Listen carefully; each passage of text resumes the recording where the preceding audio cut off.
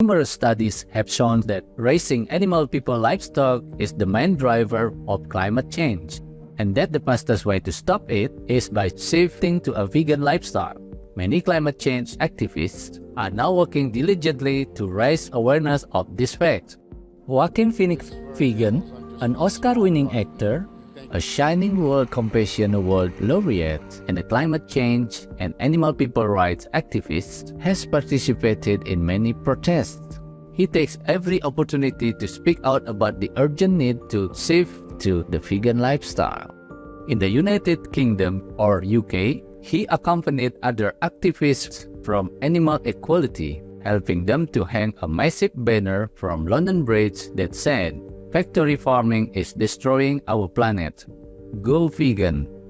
In another rally in Washington, D.C., Joaquin Phoenix shared these thoughts. Something I think isn't oftentimes talked about in the environmental movement or in the conversation about climate change is that the meat and dairy industry is the third leading cause of climate change.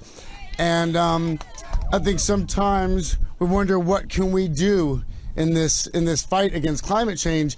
And there's something that you can do today, right now, and tomorrow by making a choice about what you consume. And so I just want to urge all of you to join me in that. One such rally, 4 activists from Animal Rebellion scaled the offices of Britain's Department for Environment, Food and Rural Affairs, or DEFRA. Using ropes and harnesses, they suspended themselves in mid-air, demanding that the UK government remove its subsidies to the animal people meat and dairy industry. So we are currently sitting on top of DEFRA, the Department for Environment, Food and Rural Affairs.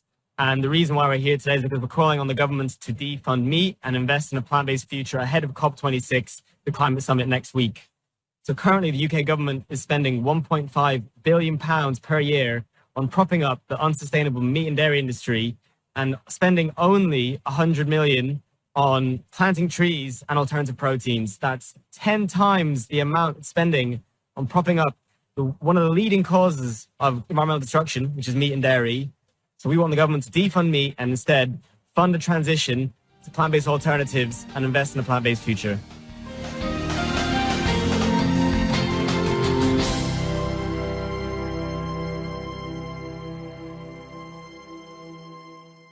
In another rally in April 2023, climate change activists gathered outside Britain's parliament. One protester criticized the government for its failure to pay attention to the scientific evidence. Well, their current strategy is not listening to the science. I'm an air quality scientist, and we can see here the air pollution created from this and the agriculture ammonia is creating a spring haze over London. Now, all of this comes from meat and dairy and fossil fuels. Now, what the government are not doing is taking either of those two things into account, trying to reduce either of those two things.